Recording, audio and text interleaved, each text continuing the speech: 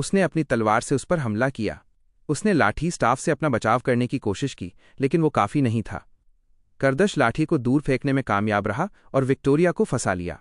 इस बीच एलिसन और जैक का पीछा सैनिक कर रहे थे, लेकिन एलिसन को बाहर निकलने का रास्ता मिल गया और वे दोनों मीनार के शिखर पर पहुंच गए। जैक एलिसन की पीठ पर चढ़ गया और एलिसन बिना किसी हिचकिचाहट के मीनार से कूद गया। चूंकि उसके जीन भेड़िए के साथ मिल चुके थे, वो बिना किसी समस्या के सुरक्षित उतरने में सफल रहा। उसने जैक से कहा कि वो यहां से जाए और विक्टोरिया और शेल की मदद करे। पहले तो जैक ने उसे अकेला छोड़ने से इनकार कर दिया, लेकिन एलिसन ने उसे ये कहकर मना लिया कि चिंता मत करो, मैं इन्हें संभाल लूंगा। तो जैक चला गया।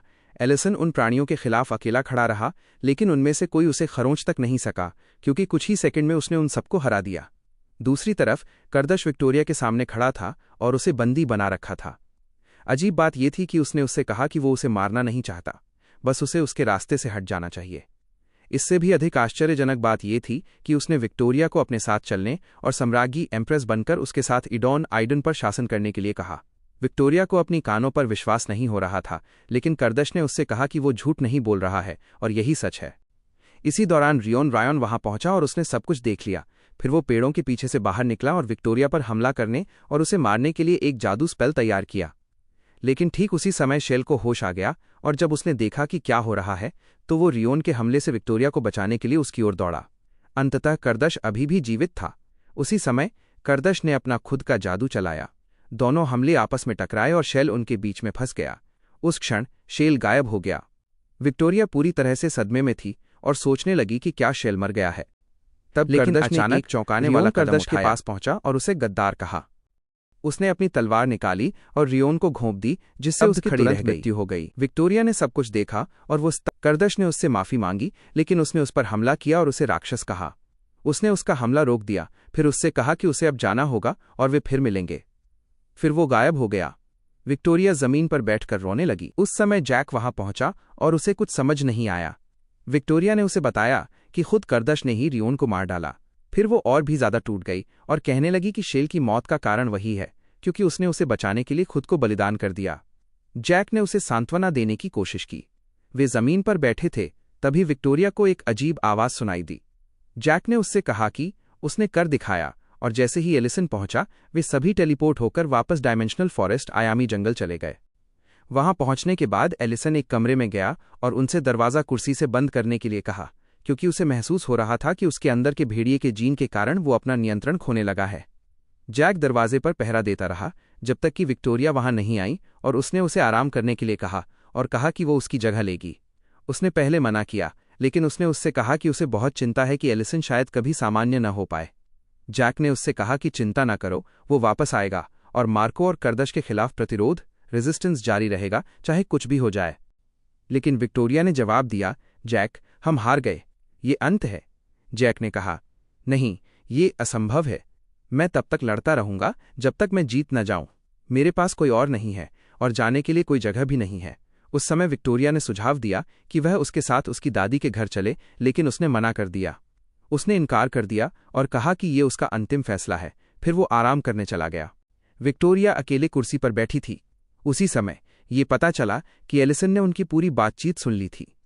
अचानक उसने विक्टोरिया को पुकारा और उससे उसे बाहर निकालने और पृथ्वी पर भेजने के लिए कहा, क्योंकि अगर वो यहां रुका तो वो देर सबेर अपना नियंत्रण खो देगा और उन्हें मार डालेगा। विक्टोरिया ने तार्किक रूप से सोचते हुए सहमति जताई। उसने दरवाजा खोला और वे दोनों क्रिस्टल के पास गए। एलिसन ने उस जगह पर ध्यान केंद्रित किया जहां वो जाना चाहता था और विक्टोरिया से जादू सक्रिय करने के लिए कहा। उसने बिना पूछे कि कहां जाना है और अचानक एलिसन गायब हो गया। उसी क्षण जैक को कुछ सुनाई दिया और वो ये देखने क्या हो रहा है और उसे सब कुछ पता चल गया। वो विक्टोरिया से नाराज हो गया और पूछा कि उसने उसे जाने कैसे दिया, ये कहते हुए कि अगर पृथ्वी पर कोई उसे देखता है तो वे उसे राक्षस समझेंगे और मार डालेंगे। विक्टोरिया ने जवाब दिया कि एलिसन ने खुद इसकी मांग की थी और वो इनकार नहीं कर सकी, खासकर तब जब वो सही था। जैक ने तब कहा कि वो एलिसन को अकेला नहीं छोड़ेगा और उसे खोजने के लिए पृथ्वी पर वापस जाएगा। विक्टोरिया ने उससे पूछा कि यदि वो वापस आना चाहता है तो उसे कौन लाएगा, क्योंकि केवल वही टेलीपोर्टेशन का उपयोग कर सकती है। जैक ने उससे कहा कि वो कोई रास्ता निकाल लेगा, लेकिन वो अभी एलिसन को अकेला नहीं छोड़ सकता। विक्टोरिया को बुरा लगा क्योंकि जैक ने उसके बारे में नहीं सोचा या ये कि वो उसे अकेला छोड़ देगा, लेकिन उसने इसे दिखाया नहीं और बस उससे कहा, ठीक है, अगर तुम उसे खोजना चाहते हो तो जाओ। फिर दृश्य गृह इडोन की ओर मुड़ता है, जहां करदश अपने पिता मार्को से बात कर रहा था और उन्हें ताजा घटनाओं की जानकारी दे रहा था। मार्को ने उससे पूछा कि उसने रियोन को क्यों मारा, और करदश ने जवाब दिया कि वो सक्षम नहीं था और उसने कभी भी अपने कार्यों को ठीक से नहीं निभाया। मार्को ने फिर प्रतिरोध के सदस्यों यानी हमारे नायकों के बारे में पूछा और करदश ने कहा कि उसने उन्हें लगभग खत्म कर दिया है, क्योंकि जादूगर शेल अब उनके साथ नहीं है और एलिसन एक संकर हाइब्रिड में बदल गया है, आधा इंसान और आधा जानवर। जहां तक बाकी दो का सवाल है, वे सिर्फ बच्चे हैं, विक्टोरिया और जैक। बातचीत के दौरान मार्को ने पूछा कि क्या उसने उन्हें मार दिया है, और करदश ने जवाब दिया कि विक्टोरिया के पास जादुई लाठी थी, इसलिए वो जैक के साथ भागने में सफल रही। लेकिन उसने कहा कि वो उसे जल्द ही ढूंढ लेगा और उसके माध्यम से वो यूनिकॉर्न, एक सींग वाला घोड़ा तक पहुंच जाएगा, और जहां तक लड़के जैक की बात है, वो उससे बाद में निपटेगा। मार्को ने कहा, नहीं, प्राथमिकता अब यूनिकॉर्न और ड्रैगन को खोजने की है, ताकि हम भविष्यवाणी को सच होने से रोक सकें। करदश उससे सहमत हो गया। फिर हम जैक के पास लौटे, जिसने अपना बैग ले लिया था और पृथ्वी पर लौटने की तैयारी कर रहा था। उस समय विक्टोरिया ने उससे कहा कि वो क्रिस्टल पर अपना हाथ रखे और उस जगह पर ध्यान केंद्रित करे जहां वो जाना चाहता है। जाने से पहले जैक ने उससे कहा कि वो एलिसन को ढूंढेगा और फिर वापस आएगा ताकि वे करदश को हरा सकें। विक्टोरिया ने उससे पूछा, क्या करदश को मारना तुम्हारे दोस्तों से ज्यादा महत्वपूर्ण है? जैक को गुस्सा आ गया और उसने कहा, तुम ऐसा कैसे कह सकती हो? मैं अभी एलिसन को बचाने जा रहा हूं और तुम वही हो जिसकी वजह से वो गया, तो फिर वो कौन है जिसे अपने दोस्तों की परवाह नहीं है? विक्टोरिया को उसकी बातों से बहुत दुख हुआ और उसने कहा, ठीक है, तो जाओ। बिना अलविदा कहे उसने उसका हाथ पकड़ा और वो अचानक गायब हो गया। जैक पृथ्वी पर लौट आया और एलिसन की तलाश में जंगलों और शहरों में घूमने लगा। जहां तक विक्टोरिया की बात है, उसने भी पृथ्वी पर लौटने और समय समय पर जंगल जाने का फैसला किया। उसने अभी अभी अपना स्कूल का दिन खत्म किया था और जब उसकी शिक्षिका ने उसकी हालत देखी तो उन्हें एहसास हुआ कि वो उदास है और वे उसे सांत्वना देने आईं। विक्टोरिया ने उन्हें बताया कि उसके एक करीबी दोस्त की कुछ समय पहले मृत्यु हो गई थी और वो अच्छा महसूस नहीं कर रही थी। शिक्षिका ने उसे आश्वासन दिया कि आने वाले दिनों में वो ठीक हो जाएगी और फिर विक्टोरिया स्कूल से चली गई। अचानक वो रोने लगी जब उसे याद आया कि शेल के साथ क्या हुआ था, और उसने कहा कि उसे यूनिकॉर्न को ढूंढना ही होगा और करदश को मारकर शेल का बदला लेना होगा। आश्चर्य की बात यह थी कि करदश पहले से ही वहां था और दूर से उसे देख रहा था। पृथ्वी पर पहुंचने के बाद एलिसन एक जंगल में छिपा हुआ था और समय समय पर वो अनैच्छिक रूप से भेड़िए में बदल जाता और नियंत्रण खो देता। एक दिन 2 पुलिस अधिकारी उसका पीछा कर रहे थे, लेकिन वे सच्चाई नहीं जानते थे। उन्होंने सोचा कि वे केवल एक जंगली जानवर का पीछा कर रहे हैं। अंततः एलिसन भागने में सफल रहा जब तक कि वो एक छोटे से केबिन तक नहीं पहुंच गया, जहां वो अपने मानवीय रूप में वापस आ गया। अधिकारियों ने उसे देखा और उनमें से एक ने कहा कि वो जानवर पहले से ही वहां था। उसने उससे ठंड की वजह से कोई गर्म जगह ढूंढने के लिए कहा और फिर चली गई। इन सब घटनाओं के बाद 2 साल बीत गए।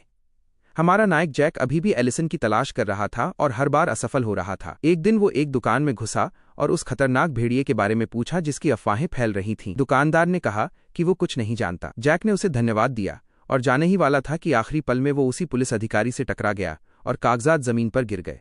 हाँ, ये वही अधिकारी था जो पहले एलिसन से मिल चुका था। जब उसने कागजात देखे तो उसने जैक से पूछा, क्या तुम सच में इन चीजों पर विश्वास करते हो? जैक ने उत्तर दिया, हाँ। तब उस आदमी ने उसे बताया कि वो पुलिस में काम करता है और बहुत समय पहले उन्हें इस मामले की जांच के लिए भेजा गया था और उन्होंने पाया कि वो सिर्फ एक भेड़िया था।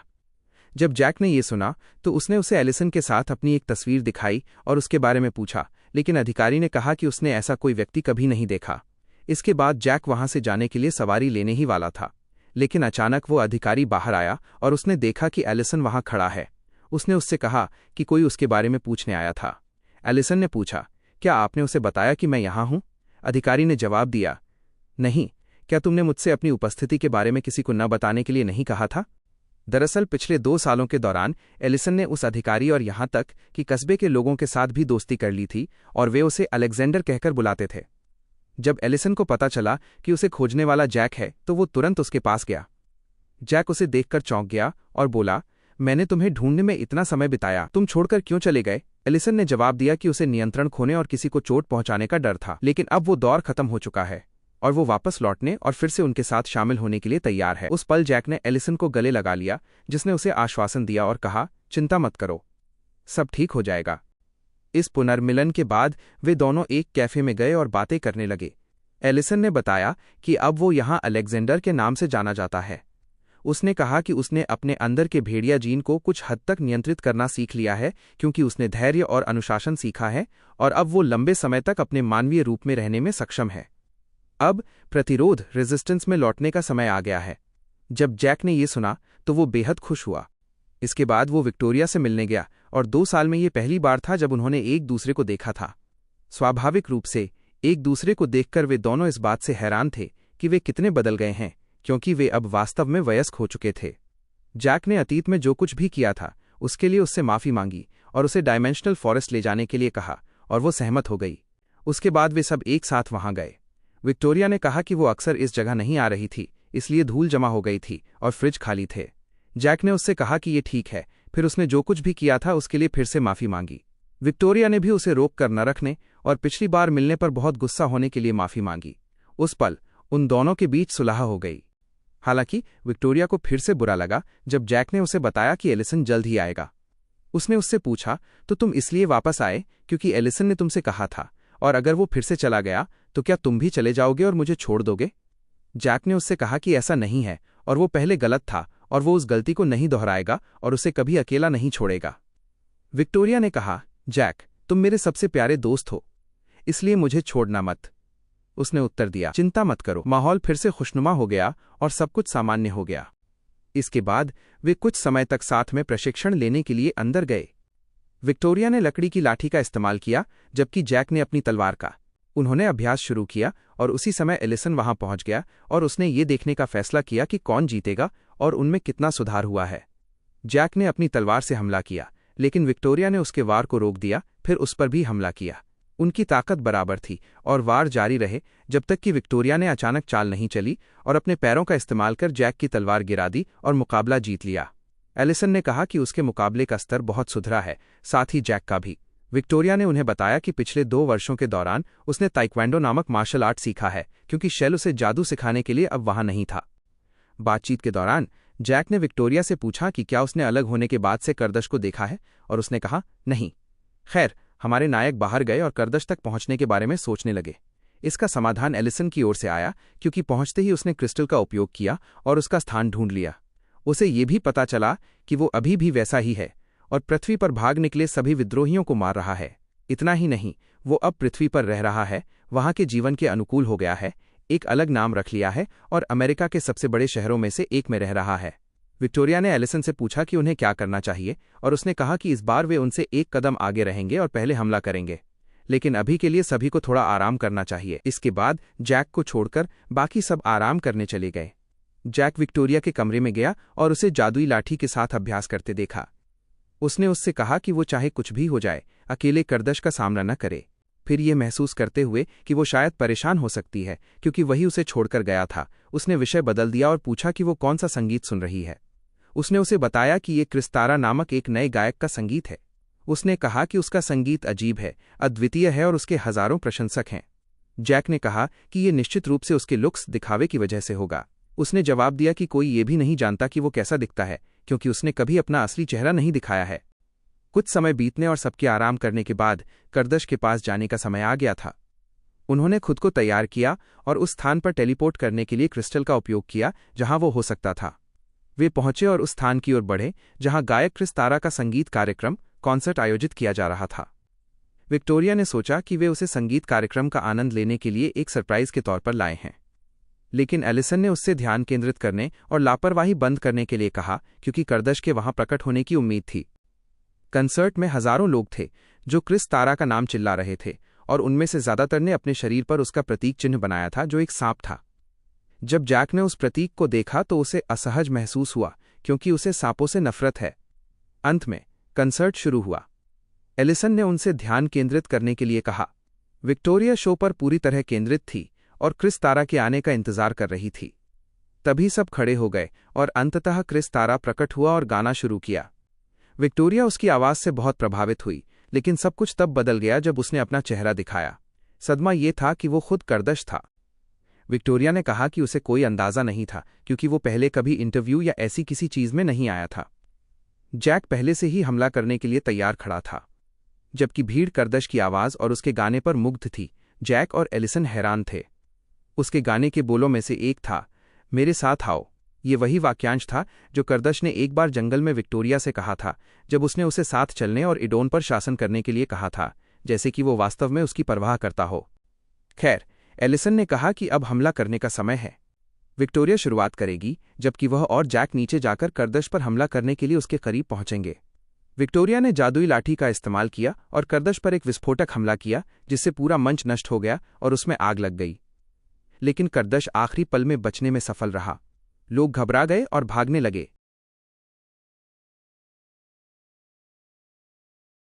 जान बचाने के लिए हर तरफ भाग रहे थे। जब करदश ने देखा कि क्या हुआ, तो उसने फिलहाल के लिए वो जगह छोड़ दी। जैक और एलिसन विक्टोरिया के पास गए और उसे बताया कि करदश भाग गया है और गार्ड्स की वजह से उन्हें वहां से निकलना होगा। वे वहां से निकलकर एक पार्क में चले गए। उस समय एलिसन ने विक्टोरिया से कहा कि उसने जानबूझकर करदश को मारने से परहेज किया, भले ही वो उसे मार सकती थी, और उससे इसका कारण पूछा। उसने जवाब दिया कि दूर से मारना कायरता और कमजोरी के अलावा कुछ नहीं है, लेकिन क्या वाकई यही कारण था या कुछ और बात थी? जब वे बात कर रहे थे तभी अचानक उन्हें अपने पीछे किसी के होने का एहसास हुआ, तो वे पीछे मुड़े और जैसा कि उम्मीद थी वो करदश था। बिना किसी हिचकिचाहट के जैक ने तुरंत उस पर हमला कर दिया और लड़ाई शुरू हो गई, और इस बार ये बहुत तीव्र थी।